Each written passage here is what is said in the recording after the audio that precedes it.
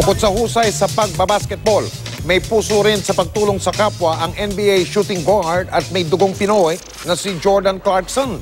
Yan ay dahil daw sa impluensya ng ama niyang cancer survivor. Makita mga po muna tayo kay Sports Saksi, Chino Manila.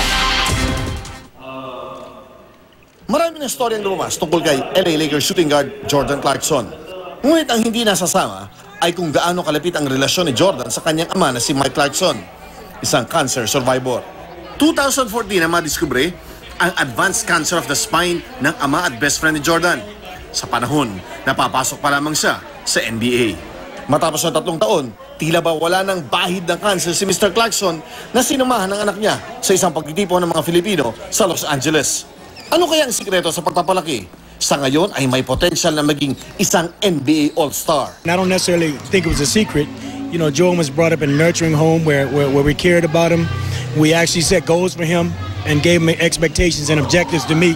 We encouraged him, and then we actually had to, you know, mentor him as well and to try and let him understand everything's not easy and that you have to work hard. Nais ni Mike Clarkson na mas mapalapit pa si Jordan sa kanyang mga kababayang sumusunod sa bawat laro ng Los Angeles Lakers. When you talk about the Filipino community and the fan support that he's gotten from the Philippines and even in the United States of America, it's overwhelming to Jordan. He's an icon not only to himself but to the country.